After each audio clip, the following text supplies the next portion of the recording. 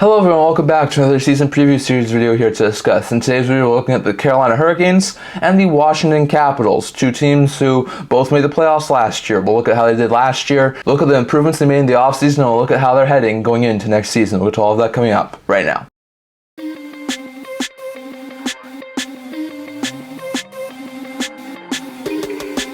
Hello everyone, welcome back to another video here at the Internet Hockey Channel. Before we get into this video, don't forget to like this video and subscribe down below. Thank you for your support. We're nails with all of you guys, so if you haven't already, don't forget to subscribe button down below. Don't leave a comment on the comment section below so we can also discuss today's video. Now we've got another season preview video here to discuss. In today's video, we're looking at the Washington Capitals and the Carolina Hurricanes. So we'll start here with the Carolina Hurricanes. Last year was the season to remember for the Carolina Hurricanes. Finished with a record of 52, 23, and 7 for 111 points. That was second in not only the Metro Division, but also the Eastern Conference, and third in the NHL, only behind Dallas and New York. So they had a fantastic regular season last year. They had 279 goals for, which is good for 7th in the NHL. So a top 10 goal scoring team, which was fantastic. Well, their goals against was even better, putting at 216 goals against, which was 4th in the NHL, a top 5 goals against team. So they had a top 5 defense and a top 10 offense. So two really good stats there for the Carolina Hurricanes. Last year's scoring leaders, Sebastian Aho was the only guy to get 70 plus points last year, hitting 89 points. Seth Jarvis was second on the team with 67 points, and then Teravainen and Pesce both were tied for third on the team with 53 points, so some pretty good, decent depth scoring there from the Carolina Hurricanes. Only two players hitting 60 plus, but still interesting to note there. Goal scoring leaders, Sebastian Aho led the team with 36 goals. Seth Jarvis also hit the 30 goal mark, hitting 33 goals this past year, and Teuvo Teravainen was third in the goal scoring department with 25 goals, so interesting to note there. Their rookie scoring leader was Vasily Ponomarov, who had a goal and an assist for 2 points in the season there for the Carolina Hurricanes. So interesting to note there. So this team did make the playoffs, as you'd expect. Second team in the Metro Division, so they played the third team in the Metro Division, which wound up being the New York Islanders. Wound up beating them handily in 5 games. Then were able to play the New York Rangers. Fell into a 3-0 hole. Were able to work it back to a 3-2 series, but then lost in Game 6 and wound up bowing out in Round 2. So an interesting playoff series for the Carolina Hurricanes. Their scoring leaders from that playoff run was Sebastian Aho, no surprise there, hit 12 points. Svechnikov was the second player on the team in the playoffs with 11 points. Their goal scoring leaders in the playoffs, Jarvis hit 5 goals. That was their scoring leader, while 5 other players hit 4 goals. So interesting to note there. But the Carolina Hurricanes definitely had a pretty good season last year, even though it came crashing into a halt in the end of the second round. So interesting to note there. If you look at their additions and losses they made this past offseason, they brought back Martin Necas, which was a surprise. A lot of people thought he would have been dealt. Signed a 2-year extension, does remain in Carolina. Also signed Drury, Martina, Chatfield, and Smith. So they brought back a couple of players, some of them RFAs, Chatfield, Martina, UFAs, so interesting to note there. If you look at their additions, they brought in Tyson Jost on a 1-year deal and Eric Robinson on a 1-year deal. Both decent fourth-line forwards. Brian Real Carrier on a 6-year deal, similar to what Miles Wood signed last year with Colorado. Pretty good, decent deal in my opinion for the Hurricanes. Solid bomb 6 forward. Get Jack Roslovic on a 1-year deal, should be a solid middle 6 forward. Replace the losses of some of their defensemen that they lost in free agency with Shane Gostisbehere and Sean Walker. Gostisbehere on a 3-year deal, Walker on a 5-year deal, if I'm correct, to be helping in that top 4. And they also signed Riley Stillman as a depth defenseman. So they add some pieces there on the defensive end for agency. So interesting additions there. If you look at their losses, they lose Teuvo Teravainen, who was one of their top end goal scorers from this past year, to Chicago. They lose Stefan Noesen, who was a decent bomb 6 forward, to New Jersey. They lose 2 of their top 4 defensemen, Shea and Pesce, Shea to Nashville, Pesce to New Jersey. So interesting note there. They lose Tony DeAngelo, who, if I'm correct, went to the KHL. They lose Antti Ranta, who's currently a UFA, and they lose Max Comtois, who's currently a UFA. So some interesting additions and losses there in free agency. Only made 2 trades this offseason that didn't involve pick-for-pick swaps. They traded Jake Guentzel signing rights to the Tampa Bay Lightning in exchange for a 2025 third-round pick. Couldn't come to terms on an extension with Guentzel, so they were at least able to get a third-round pick for him. And they trade Dylan Coughlin to the Winnipeg Jets in exchange for future considerations. Just wanted to give Coughlin a fresh start, and a Jets organization that probably has a little bit of a weaker blue line now. So some interesting moves there. Not a whole bunch of really great additions for the Canes, but not a whole bunch of really great losses either. Did lose Shane Pesce, did lose Teravainen. We're also able to acquire guys like Carrier, Roslovic, Gostisbehere, Walker. So some decent moves. Maybe got a little bit worse, but not anything too drastic for the Hurricanes. If we look at their top 3 picks from this past year's draft, the first pick for them was in the second round, 34th overall. Took right shot defenseman Dominic Badinka, who I think eventually should be a solid top 4 defenseman Thompson for that team. They also had another second-round pick, 50th overall, and took left winger Nikita Armanov, someone who I thought could have gone in the first round, winds up going in the middle of the second round. Really good steal there. Should eventually have solid middle six forward for them. And in the third round, 69th overall, they wound up taking left shot defenseman Noel Franson, who I think should be eventually a solid third, maybe second pair defenseman too. So Carolina got a couple of decent draft picks that they had this past offseason, and I think they really did well with the draft picks that they had. So interesting stuff there. The two biggest questions, in my opinion, for the Carolina Hurricanes entering the training camp for this upcoming season is one, the Jarvis contract. Now, according to Elliot Friedman and a couple of other reporters, it seems like that's sort of starting to come together. It still hasn't been finalized yet, but it seems like it could be finalized in the next couple of weeks. So that seems really good news. But at this point in time, Jarvis hasn't signed his contract, so that's probably the biggest question, in my opinion, currently entering training camp for the Hurricanes. Meanwhile, the second biggest question, in my opinion, is who makes the defense. Now, they had made some decent defensive additions. They still have Orlov, they still have Chatfield, Burns, Slavin, who just signed an extension as well this offseason.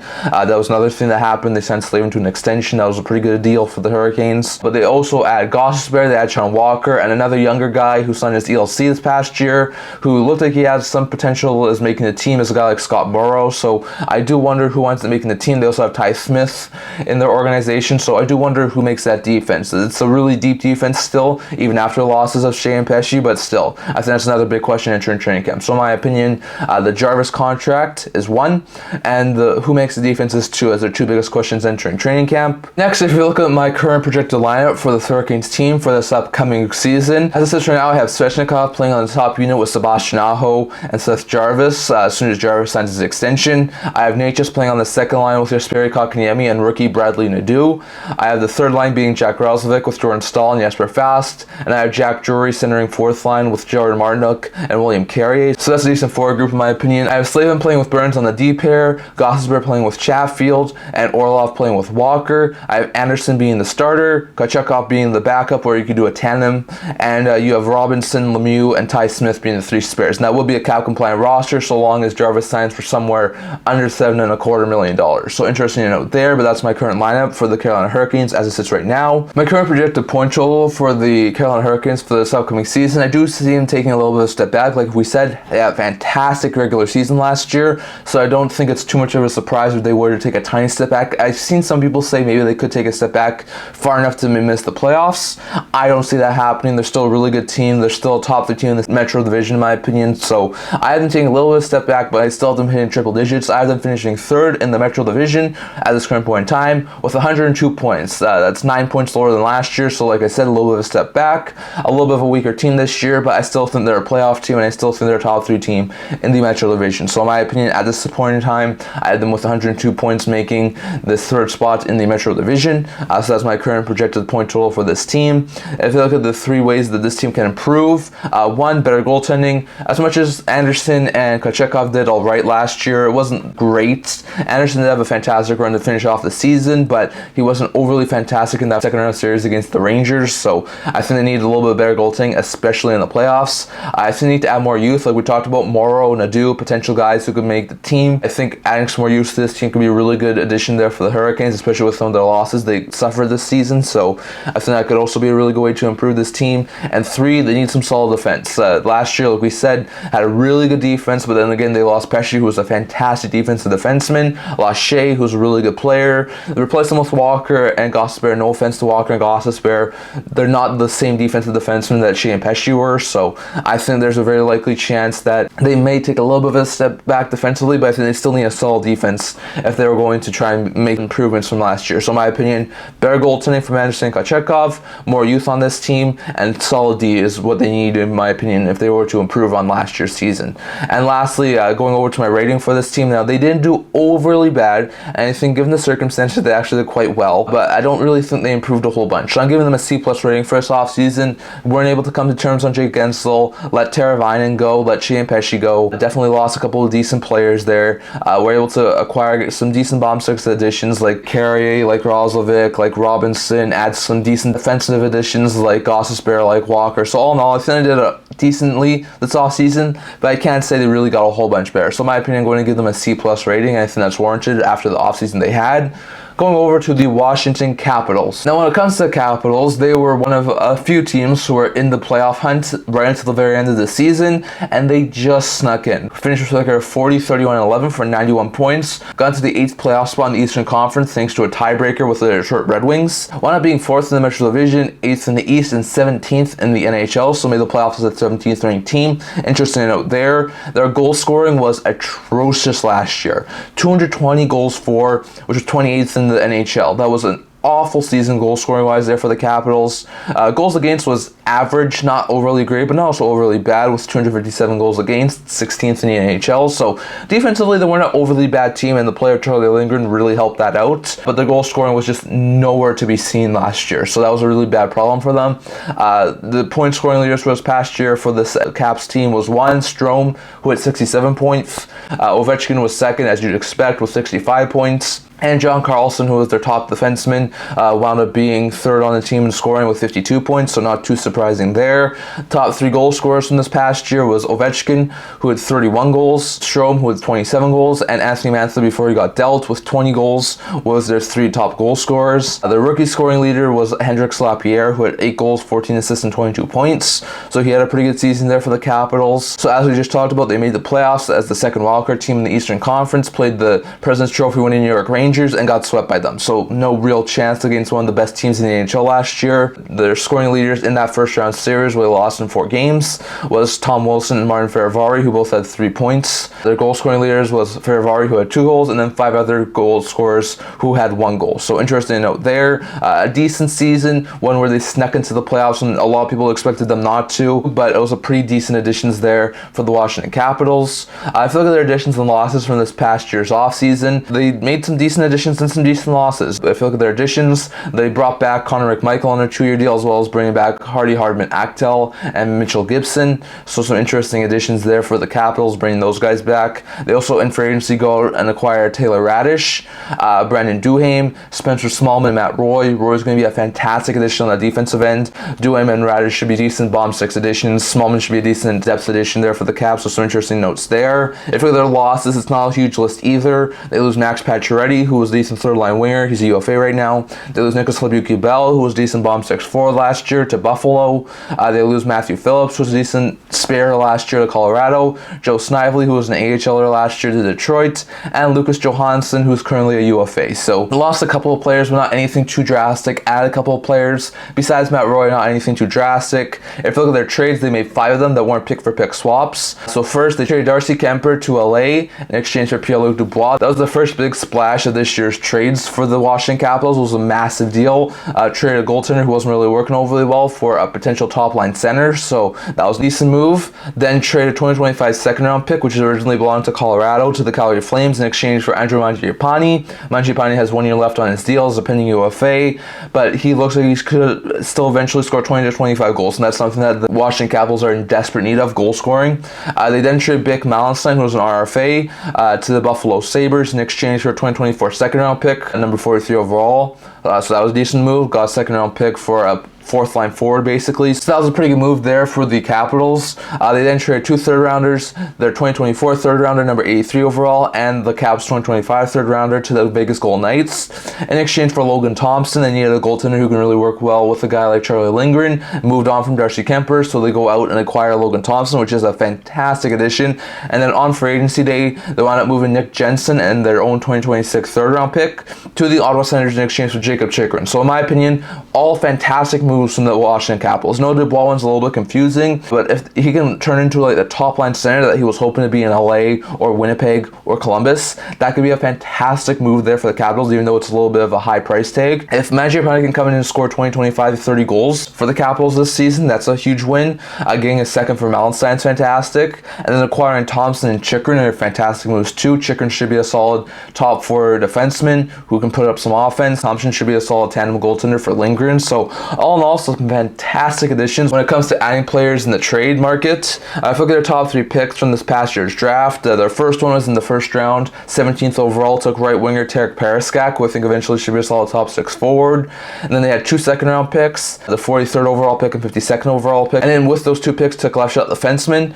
First, they took Cole Hudson, who's a left shot defenseman, and then Leon Mugli, who's a left shot defenseman. Hudson, I think, should eventually be a solid top 4D, while Mugli, I think, should eventually be a solid third, maybe second pair of defensemen there for the Caps. That's pretty good additions there when it comes to their draft capital. It had a pretty decent amount of draft capital this offseason, and definitely I think they made do with it really well, so interesting stuff there. If you look at the 2 biggest questions, in my opinion, for the Caps entering training camp, it's 1, will Dubois be a top-line center? The past couple of years, Strome's been a top-line center for the Caps. He's worked out really well, but I think if Dubois can take the top-line center role, like if you look at the players as he was prior to arriving in Washington, he was not a top-line center. Winnipeg, he was a second-line center behind Scheifele. In LA, he was a third-line center behind Kopitar-Danault. In Washington, if he can be the top-line center, I feel like he can have a monster season this year. And I think if he plays with Ovechkin, he could be a really good player. So I think question number 1, in my opinion, is can Dubois be the top-line center? And question number 2 is who's the starter? Thompson's a really good goaltender, showed that last year in Vegas. While getting the playoff starts for the Golden Knights,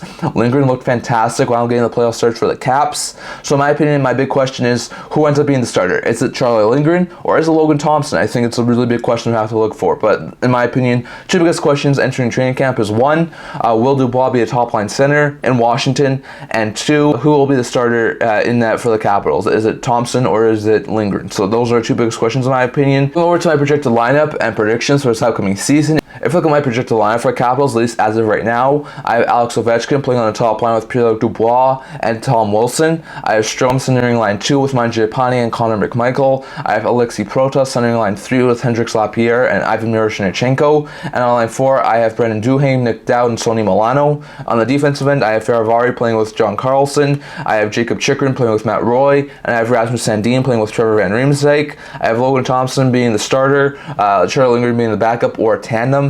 And then I have Taylor Radish, Alex Alexiev, and Ethan Bear being in the press box. And as long as backs from TJ Oshie are both on long-term injury reserve, that would be a cap-compliant roster. So interesting note there. I think that's a pretty good roster, in my opinion, for the Washington Capitals. If you look at my predictions for the Washington Capitals for the upcoming season, I think they improved a lot. I think they had a fantastic offseason, really good additions in free agency via the trade market, had some really good drafting. I think they got a whole bunch better, in my opinion, than last year. Now, there's a lot of teams in the Eastern Conference who also got a whole bunch better, so can they make the playoffs again? I'm going to say yes. I had them making the playoffs again, 1 point higher than last year with 92 points, still being the second wildcard team in the Eastern Conference. Now, there's a lot of teams right behind them that I think will just miss out, but I do think that the Capitals will have what it takes to once again be a playoff team. I think they have improved enough to keep the playoff spots, and I think they will be a playoff team next year, so interesting note there, but that's where I see the Capitals finishing at this point. I've been finishing with 92 points, and the second wildcard team